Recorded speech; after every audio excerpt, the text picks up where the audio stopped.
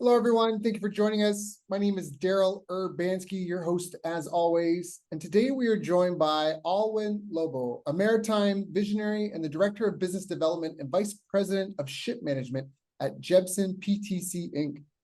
With an illustrious career spanning over 2 decades, Allwyn has navigated the high seas of the shipping industry, from mastering vessels to leading ship management teams. For 8 years, he has steered the company through innovations in technical safety and ISD aspects. Allwyn's journey from a seasoned mariner to a key player in maritime business development showcases his commitment to excellence, efficiency, and technological advancements in ship and crew management. I've asked him to join us here today to share his story doing business around the world and his insights on the future of shipping and supply chains. So, Allwyn, thank you so much for joining us. How are you doing?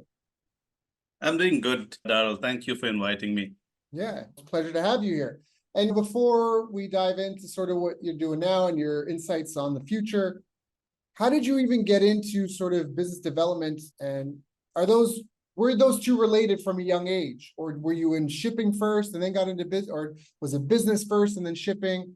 Like, how did you get into marrying those two? Yeah, maybe I should start from the beginning. So I actually graduated in chemistry when I was 20, right? So in those days, that was the 1995s, we didn't have too many jobs back in India related to chemistry. You could be an R&D guy, but it didn't pay that much, or you could be a medical rep. So shipping was a good option at that time and had a faster career growth. So I jumped into that, and yeah, I did about 17 years. And after that, I jumped ashore. So I tried to do my exams as fast as possible from cadet to captain. And at the age of 35, I came ashore and I joined the company called Maersk Line in Bombay. I did 2 years there in Maersk Line, where I was actually interviewing seafarers. So that's the time you moved from a very isolated job in the middle of the high seas with, in those days, we didn't have internet on board, right? There wasn't Starlink or any other communications. You had Inmarsat, and we paid $5 a minute to talk. Yeah. So that was expensive. Yep. So it was a very isolated environment, but we had to do it. We liked the challenge and we wanted to be master as soon as possible. So we did that. And after that was taken care of, we looked for better avenues. So I came ashore. And that's the time I started socializing in corporate events, meeting people. And then I thought to myself that, oh, this is really what I think I'm born to do. Connect with people. That's it. It's not about the money. It's not about fame, fortune, or anything. It's just about connecting with people in the corporate world and see how we can synergize in doing work together. I then realized that staying probably only in India isn't going to help much. So I moved to Singapore. So I moved with a company called Epic Gas. I was their safety and training superintendent. But within 10 months, they realized that I was meant for other things where I needed to connect. So they asked me, they sent me gave me an option if I could go to Manila and set up their office in Manila. And I said, oh, that's challenging and something I haven't done before. So I left the comforts of Singapore and I came to Manila all alone at that time. So, yeah, that was in 2013. I knew nothing about Manila, and I came into Makati, and the office was located inside another Japanese office. And they told me, go there and then set up your own office. We set up an own office, a small one, about 500 plus square meters in Makati at Lepanto Towers. And while doing all those setups, I started meeting people, engaging. The task that time was when we had to grow the ships from 25 to 45. So we needed the human resource, that means the seafarers, to join those ships. And I had to then really go all out of my way to colleges and schools and get cadets and to get officers. I didn't know much about social media at that time. So I trained myself in SEO, and Facebook at that time was key. Even now, you can recruit seafarers in Manila with Facebook. Facebook is still widely used in the Philippines. So I started a page, and people that don't know, for some people, Facebook is the internet because it's free. Yeah, that's correct. Yeah, so they don't pay for internet, they just use Facebook. Yeah. Yeah, so I started doing these small boost.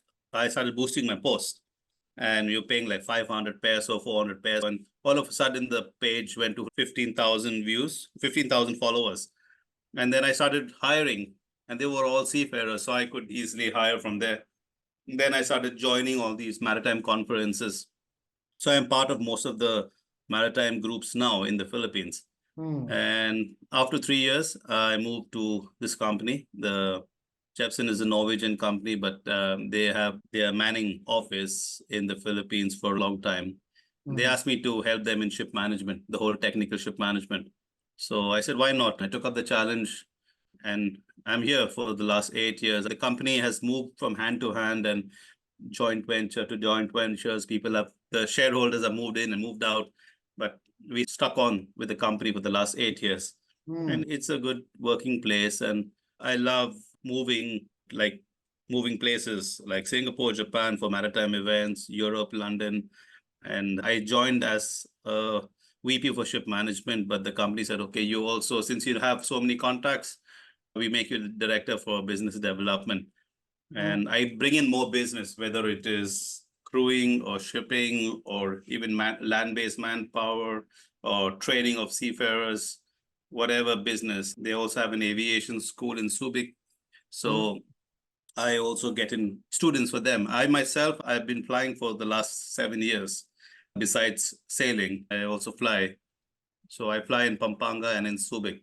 And I'm doing my private pilot license for a four-seater aircraft, single engine aircraft now. Ah, that's excellent.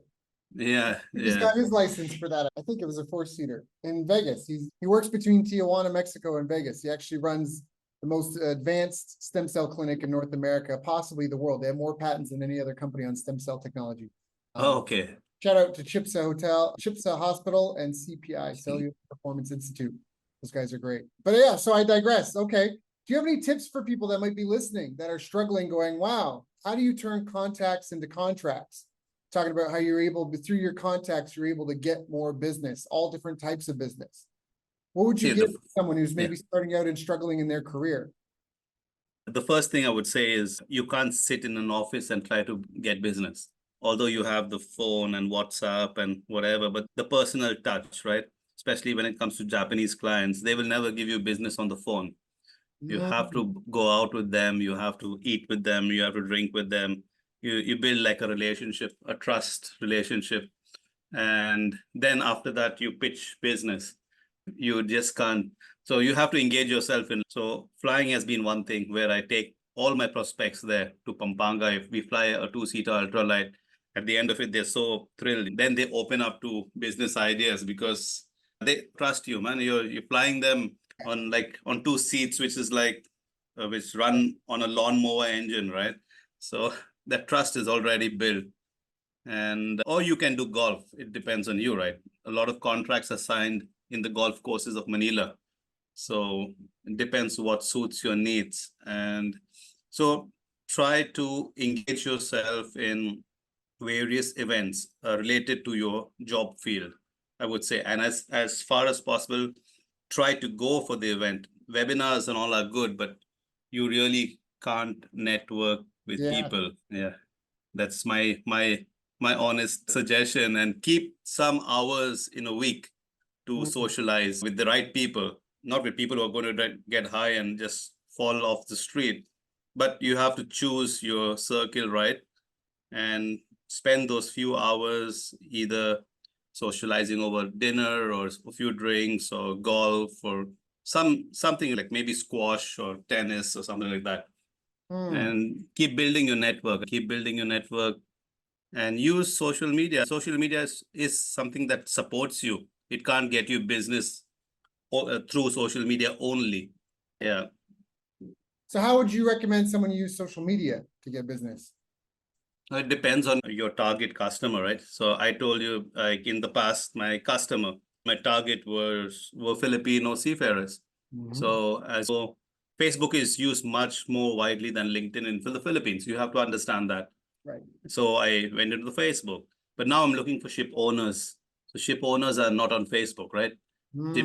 Ship managers could be on LinkedIn, but the ship owners, you have to get in touch with them through the maritime events and maritime groups like Intertanko, Intermanager, and such groups, right? And as far as possible, I would say don't try to do everything by yourself. So the easiest way to get business is you appoint agents all around the place, and you don't need to find an agent and pay them a large retainer fee. Right. You give them a finder fee for every business they bring you, right? For example, every ship I get through an agent, I give them 4% of the management fee for the next 2 years, which is a very generous $400 per month per ship. Yeah. Into 24 months. So if they get me 10 ships, it's $4,000. That guy doesn't need to work probably in the Philippines anymore. Right. He can just survive on $4,000. And then that motivates him to bring in more business, right? Right. So delegate. That's something key. Delegate your business development needs. Yeah. And you can find anything and everything in social media groups, in Facebook groups, LinkedIn groups. So it's not like before, right? Things have changed and you have to adapt to the latest, right? So I'll give you a small instance, a small example. When the pandemic hit Philippines, right? So all businesses suffered. But we sat with our team and we brainstormed on how we can make some income. So the roadblock for everybody was they couldn't travel, but the ships were still traveling. So then we put out advertisements that anybody who has a ship in the Philippines and needs representation here or some audits or inspections of stores, spares, supplies, we would do it for them. So we would do it for them and then charge them money. Within a few weeks, people were reaching out to us and said, can you go here? Can you go? I've gone to places in the Philippines, which I never expected, like somewhere in Samar and Guian province, where I had to fly to Tacloban and then drive 4 hours. And you didn't have a taxi at that time. So you had to find some guy who's willing to take you there. And so we did a lot of stuff at that time, or I just ride my motorbike at that time. And we should get some sort of a letter from the mayor stating that I'm allowed to travel because of ship inspections or something. Right. Take a motorbike and just go down the S-Lex to Batangas. We've gone down the N-Lex to San Fabian, Pangasinan, and done inspections and come back. You have to be resourceful and you have to sometimes take a leap of faith, a calculated leap of faith. Because honestly, at that time, the locals were not willing to travel. But there were some of us who said, yeah, we can do it. And we actually did it. Yeah. So it's exciting. You have to work with the times. Yeah, I love that. So obviously you talked about, you gave some fantastic tips on how to be in the right room with the right people. Talk about really focus on building a relationship with them first. Personal time together. Online is fine in between, but there has to be some press and flesh somehow, hand to hand somehow, kneecap to kneecap. Right. And when I talked about how to turn contacts into contracts, you mentioned having a strong referral offer, which is great because I always tell people that when you do bring it up, a good way is to just say, hey, would you or anyone be interested in results? Hey, would you or anyone be interested in service? And then you mentioned your referral program of sorts and what you're trying to achieve. I think it's a really tactful way, but you can't do that until you've spent time with those people. And I think that's a really great tip for people that are listening now, that you can use social media to almost connect with anybody. I think Facebook released a study where before they used to say 6 degrees of separation, we're 6 people from anyone else on the planet. Facebook said something like, if you have a Facebook account, you're only 3.2 people away from everybody else on Facebook. That's how small the world is. And so I think that's just fantastic tips that you gave right there. Yes, that's correct. What's been one of the biggest challenges that you faced in your business career, and how did you overcome it?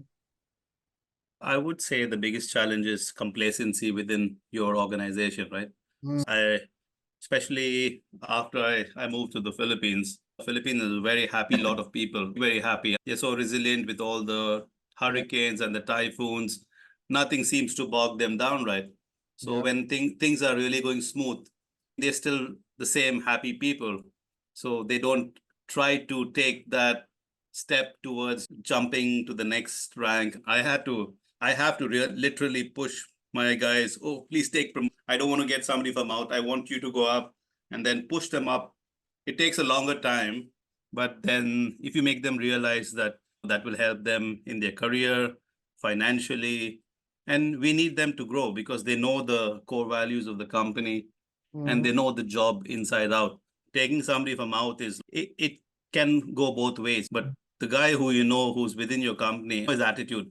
The Yep. main thing is the attitude, not the competency. I can train somebody, but if you have the wrong attitude, if you have no team spirit, and if you're complacent and lazy, that's very difficult to change. Yes. So the way to get over it is to show them what happens when they reach the next level. So when I go out for meetings, sometimes I take my juniors with me, right? I take them for events in Singapore or to Japan, and I show them, look, this is how people meet and greet, and you go out and build business. And then I engage them in the financials or the quarterly financials, right? In most of the companies, when I was even on ship for 17 years, we never saw the financials of the company. We never saw the results. But here I show it to them every quarter. So I show them what is their contribution that enables that result to really shine. And then they realize their worth in the company. So then they would focus their work towards keeping the customer happy, because the key factors are there in the business. You have to keep your customer happy, right? Yep. So if I tell them do this, I have to tell them like 100 things. It becomes difficult for them to understand. But I tell them, do whatever it takes to keep that customer happy. So then whatever the situation is, the goal is to keep the customer satisfied and happy. So that obviously brings about business. Right, 100%. It sounds like you're really helping develop a culture with people with an owner mindset. Yeah. At the end of the day, this is our scorecard, everyone, and this is how we're doing. And these are the metrics we think you do. There are the activities, the measurable actions that you do, which we believe are lagging indicators of better improvement here. That's thing. right. Yeah, which is so powerful because everybody wants to do good at their job. Yeah. Right? Even when you talk to the most heinous people that have committed some sort of crime, they somehow in their twisted mind think it was for the betterment of them somehow. Everybody's trying to be and do the best they can be. And if you have someone headed in the right direction, they don't need motivation, because then you just have a motivated idiot. What they need is an education to point them in the right direction. And then with a North Star, they'll eventually get there, motivated or not. And it sounds like for you, your culture is not so much, it's definitely about interpersonal skills, but it's not about warm, fuzzy feelings or nothing. It's about, hey, here's the scorecard, everyone, and here's how we're all contributing to it. That sounds incredibly powerful.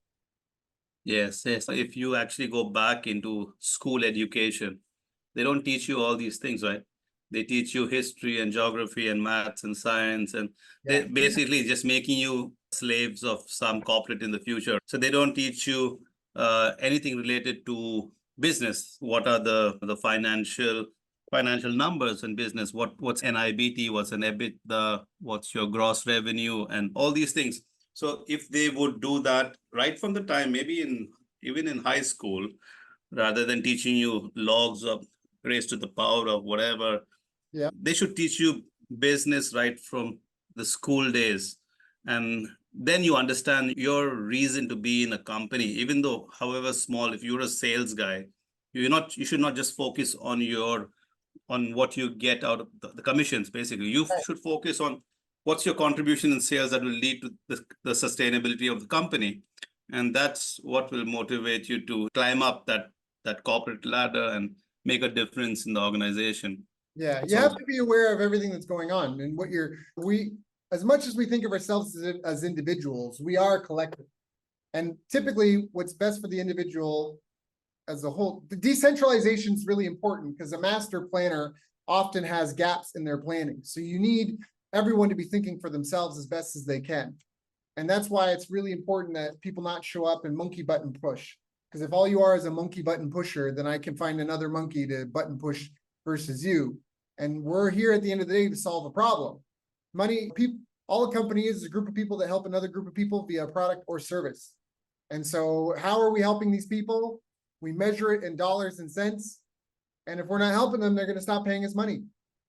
And if you're just showing up here to just collect some berries, some small salary and leave, and if you're not staying relevant, The problem is the world is not a static place. Right. So it's not even out of any malicious intent. It's that, hey, times change. And if you're not watching where things are headed, I've heard this, but a ship is almost never on course. It's constantly Never. sagging. Yeah. You have to correct for the external factors, right? The same as a company. You can do a very good business plan. We always plan for the next 5 years, but the plan is never, you can have a pandemic or you can have something. So if you don't have your contingency measures in place, even if you have your measures in place, but you should be ready to adapt to that situation, because you can't make a plan for each and every Right. issue, right? You can't do that. It's impossible. But Yeah. if you have a good teamwork and a good team spirit, it's not like I will come 8 to 5 and then I will go home and then switch everything off. But there are days where you might need to adjust your timings so that you can focus on the customer need or the market or whatever it is, your sales.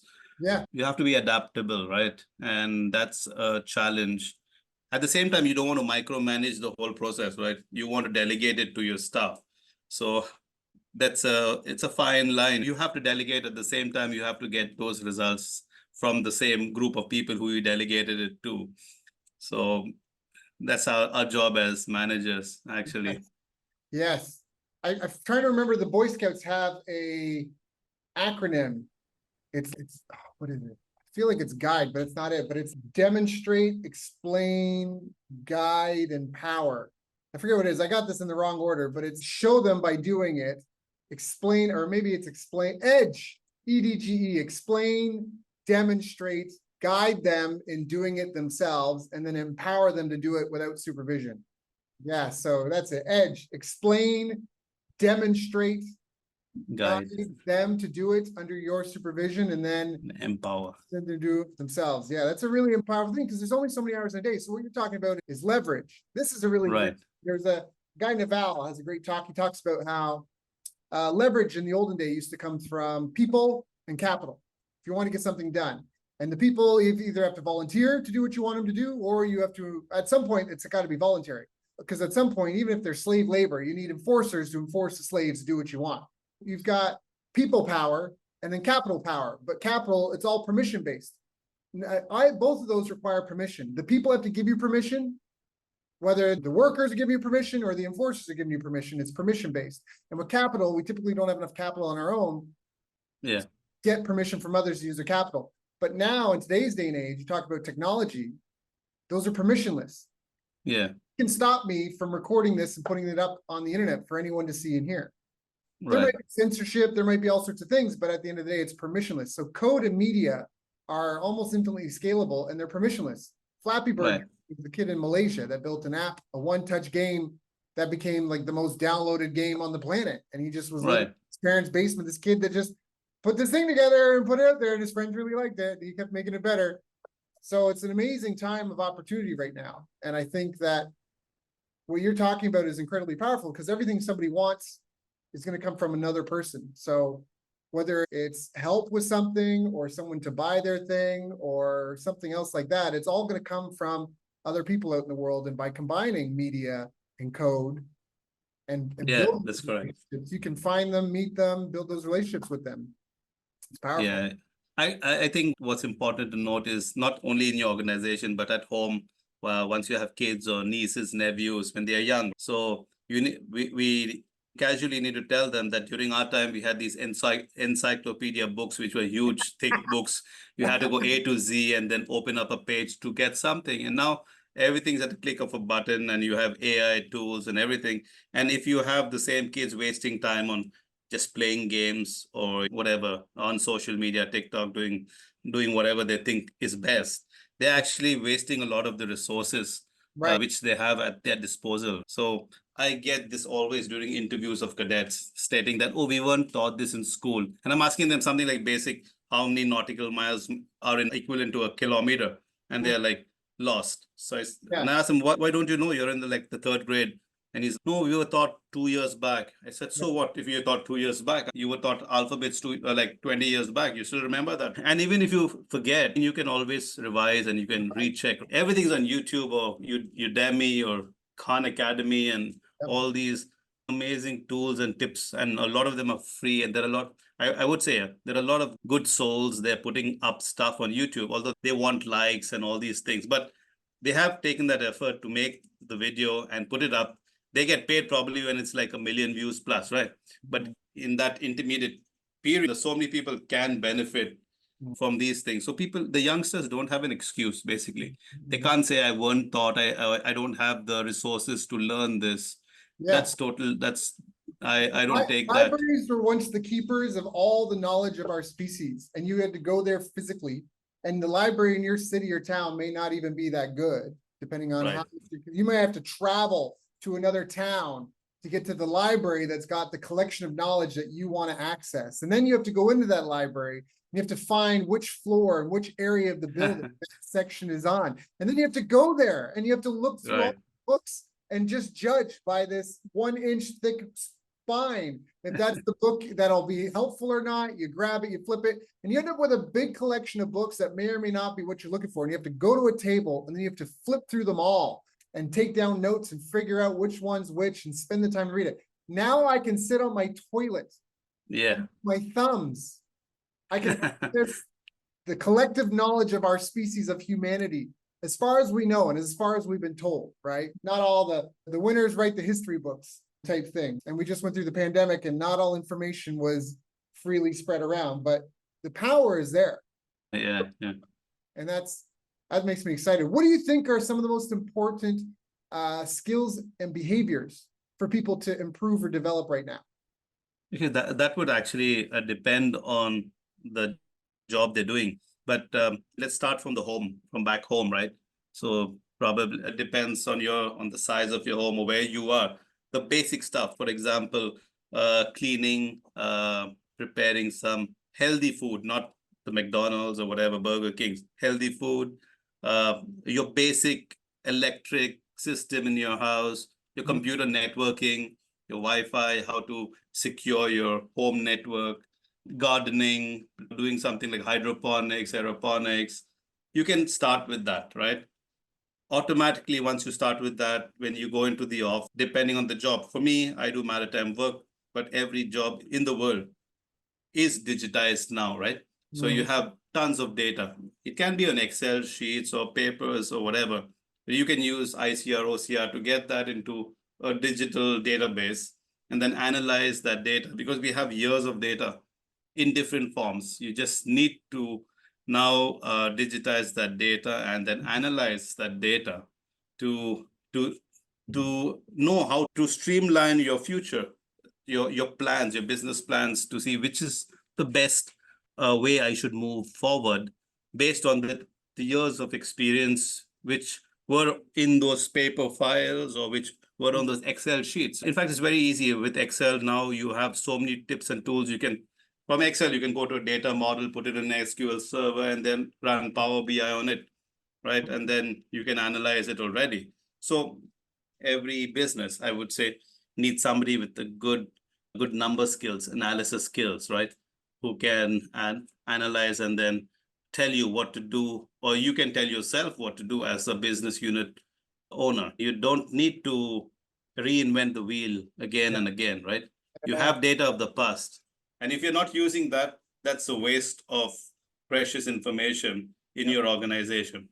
Yeah, I love that. So what you're talking about, I love it because it's a colloquial way of saying essentially what a lot of our 8 critical success factors that we found. So I think I mentioned before, we spent 50 grand, hired 10 assistants to help me go through all the academic literature on business success, because during the pandemic, everyone was arguing about the science of this, the science of that. And I thought, well, what does the science have to say about success in business? I've helped some people make a couple of million, but I also have people that I help make money, and the money alone didn't fix their business problems. And I was shocked that other things, I thought it was just delivering good things to people and making more than you spend. Isn't it simple? And went through all the academic literature, and we uncovered 8 critical success factors. The first being self-efficacy, your ability to get things done via yourself and others. And then it was market intelligence, which is exactly what you're talking about. Knowing the situation you're in, knowing the field, knowing the other players, knowing your customers on a personal level. Then we had strategic planning. You mentioned this before, I wrote it down. I forget who said it, but it was, a plan means nothing, but planning is everything. Your specific plan is garbage, whatever, but the act of planning and planning again and planning for different things is so important. Strategic planning. After that was marketing strategy. Then we had sales strategy and skills, money management, business operations, and business intelligence. And it's almost like at the beginning of it is market intelligence, and at the end of it is business intelligence. Yeah. Where are we headed? Where's our North Star? Are we on course? And the other one is internal. Are we taking on water? Are all engines working? Showing up and doing their work, or are they drunk? So it's a really good, really great analogy. Fits in incredibly. What do you think the future trend is? As we've seen, talk about AI, we have a lot of geopolitical things happening right now. We're on the other side of the pandemic. I don't know if we've gotten fully through, was it the bullwhip in supply chain, or if we're still feeling the after effects of that. Where do you see the future going in the next 3, 5, 10 years? What's on your radar that you think other people should pay attention to? We should focus on technology and focus on doing stuff using all the tools that are at our disposal. And a lot of the tools are free, available online, right? Let's keep the fear of war and World War III aside. If it happens, you can't do a thing to change it, right? But at least any business for now, you have to focus on what are the latest tools available, especially in the Philippines. Although labor is cheap, I understand labor is cheap. So rather than having rather than having ICR and OCR to digitize your forms, some people say, oh, I just keep 5 guys, I pay them 15,000 peso, and it's cheaper that way. Yeah, but it's cheaper that way in the short run. But what about the long run? That guy will leave and go, you train the next guy. But if you have a system already where all the documents which come into your organization come digitally, and when they come digitally, they automatically go into a certain data warehouse, and the data is captured without much intervention. Mm-hmm. So that sort of digital environment will help you grow, help your company grow. You have to have a lean organization. Yes. Now, right? You can't go with a fat organization, because we learned it during the pandemic. We depended on people, and what happened when people couldn't go to the office, then there were times where people called me up, right? I'm telling actual situation here. Our accountants before, I never used to oversee that, but they asked me, sir, can I move the laser printer to my house? And that's 20 kilometers away. I said, why do you need a laser printer? No, so I have to print all the invoices, and then I have to get it signed. I have to put the budget codes on that invoice, and then I need to rescan it and send it to the owner. I said, why can't you use something like Foxit or some sort of a PDF writer, and then type on the invoice and then collate it into a large file with 200 documents of 200 invoices, and then send that to the owner, and you can digitally sign it using your Windows certification or your own certificates, right? Everything's available. So we set up, I use Foxit, but there are other tools you can use to do that. And we really, when I taught those people, they were so grateful. They said, oh, sir, we saved so much of time printing, writing, scanning, and sending. Yep. So they were very happy with small steps of technology. Yeah. So we need to future-proof ourselves, basically. We don't know what's going to happen. You see what's happening. There are wars. There are people throwing in drones. There could be some sort of a pandemic again. And then your businesses are going to suffer, basically. Go ahead. No, I love it because the focus is on excellence. And Greg Glassman, the founder of CrossFit, which was the fastest growing fitness company in the history of the world, he used to say that markets are ultimately unknown and unknowable. Meaning that if I asked you how many people were in market to buy a ship today, you may have indicators, keyword searches, and what other stuff, but ultimately the true size you don't know, and it changes constantly. So it's unknown and unknowable. But everybody can acknowledge and recognize excellence. Yeah. So if you're just very clear on the problem that you solve for the buyers, and you focus on being the most excellent on that, excellence. It may not always be in perfect tandem with profitability, but excellence is a great guiding light because everyone wants the best solution.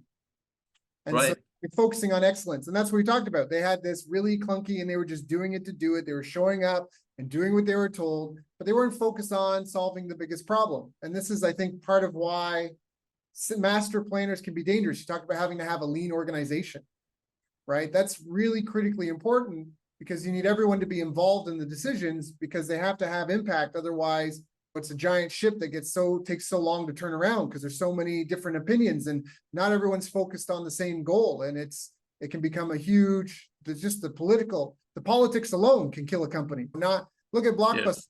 Blockbuster was doing $6 billion per year. That's a B. They could have bought any tech talent they wanted. They could have bought Netflix. They could have, right? They had worldwide market penetration and they got ran into bankruptcy. Yeah. Because of a small startup in the UK that was better in tune with being the most excellent solution. Nobody wants to work an 8-hour day cutting hair or waiting tables or being under a car and then go and stand for another hour trying to choose paralysis by analysis from this wall. Yeah. And then I got to drive home and then you're going to charge me more money because I didn't go out of my normal route to where you what is this? Yeah. It was a parasitic thing. It wasn't about solving their problem. And so again, great advice. Yeah. Are some of the most important habits that have helped you over the years? For me, over the years, I always looked at ways to make my task easier using technology. I can give you examples, right? So when we were on ships, right? So we used to calculate some sort of cargo configuration. Just think like you had 2 products and you had 8 tanks and you had various combinations with those 2 products. Right. And that on this 8 tanks, and that would result to you, whatever, into 32 maybe different options, right? Depending on how many cargoes go in, whichever the compatibility of the tanks, whatever. So I just we made a simple Excel macro at that time. And I think a job which took 4 hours now takes 20 seconds. and then that macro was even passed on to the next generation of people after we left after 6 months. So they, even to date, like they call me and they say, Allwyn, thank you for making that at 15 years back because it helped us. It helps us even now. So those basic things, I look at finer, like at small tasks, which can be reduced. So small process, don't take the whole process if you don't want to. Take a bit of the process, which has a lot of monotonous tasks and reduce that. And then take the next one, try to reduce it. And then see if you can merge 2 processes together.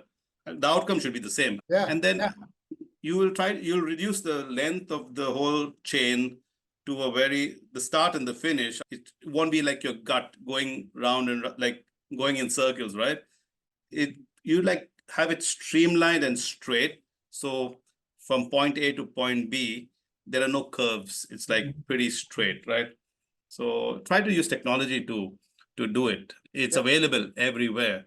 I love that. I love it. Again, because it's a massive form of leverage. It's a massive, it is. Right? You wouldn't want to have to be doing business by fax machine right now in an era of email and instant text message. Don't believe that, because as of to date, if you open a Manning license in the Philippines, you still need to give a fax number to the Department of, to basically the DMW, right? You have to have a fax number. And there are a lot of these old Japanese family businesses which still want a fax on the ship. Basically, I put Starlink on the ship, right? It has internet. So I tell them, you can just send an email or you can WhatsApp or Viber. No, sir, we need a fax machine. So now we use internet to actually connect 2 fax machines. Yeah. So that's what happens. Yeah, I love it. I love it. Allwyn, this has been such a great and informative conversation. I've got a couple of pages of notes. Is there anything I haven't asked you about yet that I should have asked you about? No, I think you covered all the bases, right? But nothing much. If I could contribute to, in any way, if some of the students could get some insights from this conversation, we have wisely spent our time. That's all I can say. Yeah, I agree. 100%. If people want to get in touch, if they want to reach out to you, if they want to learn more, if they have follow-up questions. Sure. I mean, you can just get me anywhere on Facebook, on WhatsApp. You can drop in my number there. I'm always available on WhatsApp. I don't check emails that often. I think email should be a thing of the past unless it's a legal thing or something. But you have WhatsApp or Facebook, Viber. I'm always available there. Got it. So they just look you up by your name? Would that be the best way for them to search for you, or how would they get you on those? Allwyn Lobo on Facebook. Okay. Yeah. Or Allwynlobo. So if you want to look him up on LinkedIn or Facebook, Allwyn, Allwyn Lobo, Lobo. You know you got the right guy if he's with Jebsen PTC Inc. yeah. Oh, and thank you so much for joining us. It's been an honor and a pleasure. I really appreciate you coming and sharing with my audience and I, knowing that you've got your own direct reports, your own kids, your own family, your own followers they can be taken care of. Thank you for coming and sharing with my audience and I, so we can all do a little bit better. Thank you, Darrell. Pleasure was all mine.